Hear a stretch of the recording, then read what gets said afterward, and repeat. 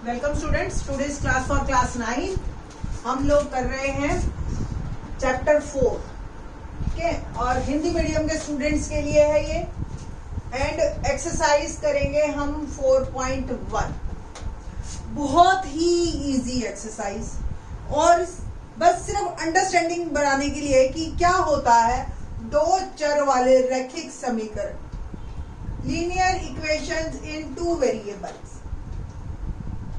दो चर वाले रैखिक समीकरण। इसकी लाइन का मतलब मैं बाद में समझाऊंगी आपको। पहले मैं आपको एक क्वेश्चन देती हूं। मैंने कहा कि मेरी एक नोटबुक की कीमत कलम की कीमत से दुगनी है, यानी कि मैं मार्केट में गई और एक पेन और एक नोटबुक खरीदी। मैंने कॉपी, पेन जितने का है, नोटबुक उससे डबल की है। अब कोई बच्चा कहता है मेरा तो पेन 10 रुपए का, तो नोटबुक कितने की? 20 की। कोई बच्चा कहता है मेरा तो पेन 20 रुपए का है, तो नोटबुक कितने की? 40 की। बात समझ आ रही है? एक्स पे वाई डिपेंड हो गया है ना, कि जितनी पेन की कीमत उससे डबल नोटबुक की कीमत। तो यहाँ पे दो चर हो गए, एक एक्स और एक वाई, और दोनों डिपेंड है एक दूसरे पे, ठीक है। तो दो चर वाले रैखिक समीकरण। पहला वर्ड समीकरण। समीकरण मतलब जिसमें इक्वालिटी का साइन हो, ठीक है। रैखिक मतलब जिसकी घात एक, ठीक है। और दो चर मतलब एक्स और वाई। तो एक्स जमा वाई 5, ऐसे लिख सकते हो आप। मैं कुल मिला के पैसे दे के आई, एक्स जमा 2y बराबर 30।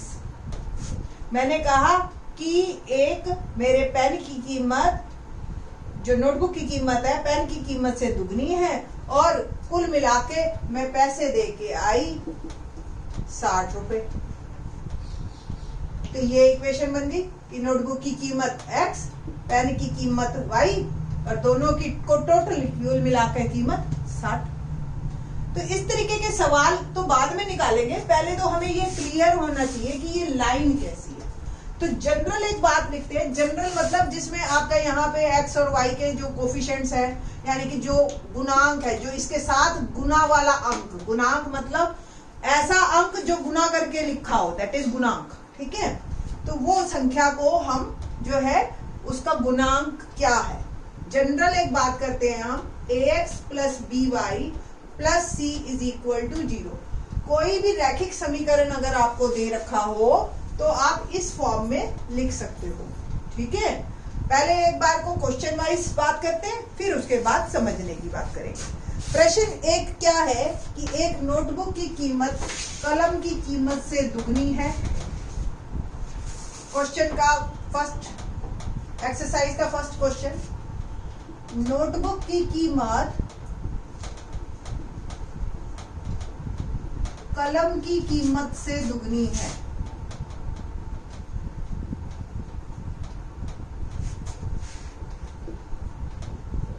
दोगुनी है, ठीक है। और हमें इस कथन को निरूपित करने के लिए दो चर वाला समीकरण लिखो। माना नोटबुक की कीमत x रुपए, यूनिट जरूर लिखा करो। कलम की कीमत y रुपए। x क्या हो गया? 2y के बराबर। y 10 है तो x 2 गुना 10 20, y 20 है तो x 2 गुना 20 40, ऐसे ही आएगा ना। तो ये आपका एक रैखिक समीकरण बन गया। अगर आप इसको इस फॉर्म में लिखना चाहो, ax plus by plus c, तो 2y को इधर ले आओ। देखो यहाँ प्लस में है, यहाँ जाके क्या हो जाएगा? Minus, is equal to 0। ये आपका रैखिक समीकरण बन गया। इसको भी रैखिक समीकरण कहेंगे, ये नहीं है कि ये रैखिक समीकरण नहीं है, ठीक है। तो ये भी रैखिक समीकरण है, ये भी रैखिक समीकरण है, ठीक है। सेकंड क्वेश्चन क्या है कि आपको कई सारे दे रखे हैं रैखिक समीकरण, उसको ax plus by plus c के रूप में दिखाना है, ठीक है। मेरे हिसाब से बहुत आसान क्वेश्चन है। क्वेश्चन नंबर 2, निम्नलिखित रैखिक समीकरणों को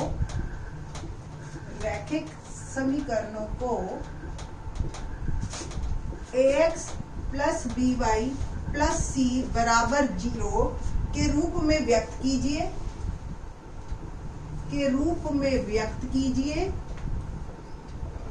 और ABC निकालिए और ABC बताइए के मान बताइए। ठीक है, ये मान बताइए। First question 2x plus 3y equal to 9.35 बार। अब हमारे पास देखो क्या है, ax प्लस by और c इस साइड में है, ये c उस साइड में है, तो इसको पहले ऐसे कर लो, ये इधर प्लस में, वहां जाके माइनस। ये बताओ, ये किसी को नहीं समझ में आया तो देखिए क्या किया मैंने, ये एज इट इज और इसको इधर ले। अब देखो x के साथ जो भी है प्लस माइनस जो भी है वो आपका a, y के साथ जो भी है वो आपका b, और जो बिना x y के है प्लस माइनस के साथ वो c है ना। आसान। क्वेश्चन नंबर 2 देखते हैं। Second, x minus 5y minus 10 equal to 0। ठीक है, तो सिंपल है ये आपका a क्या होगा, x के साथ वाला a, y के साथ वाला, देखो y के साथ क्या है माइनस y बाय 5। अब y अकेला छोड़ो तो क्या बच गया, माइनस 1/5। दिखाई दे रहा है आपको, ऊपर कुछ नहीं है तो 1/5 ऐसे साइड में कर दिया, यानी कि b क्या हो गया माइनस का 1/5 और c क्या हो गया माइनस 10। सिंपल। थर्ड देखते हैं, minus 2x plus 3y equal to 6। पहले इधर वाले, अगर c इस साइड है तो उसको इस साइड लेके आइए, माइनस 6 इज इक्वल टू 0। फिर a क्या होगा माइनस 2 x के साथ वाला, b क्या होगा 3 और c क्या होगा माइनस 6। बहुत आसान क्वेश्चन है, सब कुछ बढ़िया। फोर्थ पार्ट देखते हैं हम। फोर्थ पार्ट क्या है, x इज इक्वल टू 3/5। तो सबसे पहले सारे इस साइड लेके आने हैं, x minus 3y is equal to 0। अब a क्या है x के साथ वाला 1, b क्या है y के साथ वाला माइनस 3, c आपको कुछ नहीं दिखाई दे रहा 0। ठीक है, अगर कोई टर्म नहीं दिखाई देती, सपोज ये नहीं दिखाई दे रहा x तो a 0, सपोज ये नहीं दिखाई दे रहा तो b 0 और ये नहीं दिखाई दे रहा तो c 0।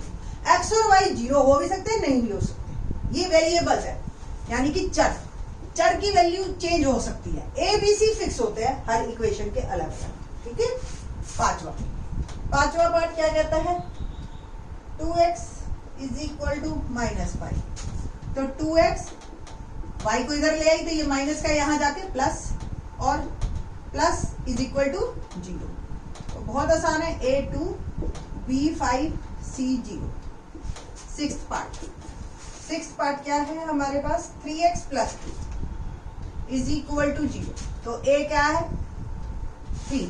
अब देखो y नहीं दिखाई दे रहा, मैं जनरली क्लास में जब पढ़ाती हूँ ना तो बच्चों को कहती हूँ हाँ भाई b क्या है, फटाक देने से 2 बोलते हैं, उनके दिमाग में फिट बैठता है कि जो दूसरी पोजीशन पे वो b है। नहीं, जो y का गुणांक है, कोफिशिएंट है, ठीक है, y का जो कोफिशिएंट है वो b है। अब y यहाँ नहीं है तो इट मीन्स b 0, c क्या हो गया 2। ठीक है, कांस्टेंट। सातवां part, y minus 2 is equal to 0। अब देखो फिर से x नहीं दिखाई दे रहा तो यानी कि a 0, y के साथ कुछ नहीं दिखाई दे रहा तो इसका मतलब 1 है, क्योंकि y है तो b भी है, और c क्या है माइनस 2। 8th पार्ट और यही देख लेते हैं हम। 8th क्या कहता है, 5 इक्वल टू 2x। ठीक है, अब 5 को चाहे आप उधर ले जाइए, इज इक्वल टू 0, ऐसे भी लिख सकते हैं आप। तो a2 b0 c माइनस। मेरे ख्याल से क्लियर हो गया वो आपको सारी इक्वेशंस के बारे में। तो ये हमारी एक्सरसाइज 4.1 है। अब इसी तरह से जब ये क्वेश्चंस आते हैं आपके, तो आपसे ये पूछा जाता है कि इसके कितने हल हैं। अब हल कितने होते हैं, किसी भी एक, ये जो दो चर वाली रैखिक समीकरण है, इसके अपरिमित अनेक हल होते हैं। तो इन द नेक्स्ट एक्सरसाइज हम आपको बताएंगे कि अपरिमित अनेक हल कैसे बनाते हैं, एक्स वाई की टेबल कैसे बनाते हैं, और इससे रिलेटेड ग्राफ कैसे बनाते हैं। तो सिर्फ इस एक्सरसाइज में तो आपको हमें ये बताना था कि पहले दो चर वाले रैखिक समीकरण कैसे होते हैं और कैसे उनको बदला जाता है। जैसे रूटीन में मैं ये कह रही हूँ कि मेरी उम्र मेरे भाई की उम्र से 20 साल ज्यादा है, भाई से 20 साल ज्यादा होगी, मेरी उम्र मेरे भाई से 6 साल ज्यादा है, ठीक है। तो ना हमें भाई की उम्र पता है ना मेरी उम्र पता है, बट अगर मेरी उम्र x है तो भाई की उम्र कितनी हो गई, x - 6, या y है, हमने कहा माई एज x और मेरे ब्रदर की एज y, तो y कितना हो गया, x - 6, ये एक समीकरण बन गया। तो इस तरीके से आप समीकरण बना सकते हो। अगले साल हम आपको समीकरण बनाने भी सिखाएंगे। इस साल अभी आपको हमने ये बताना है कि समीकरण से ग्राफ कैसे बनाते हैं। नेक्स्ट एक्सरसाइज में देखेंगे। थैंक्स।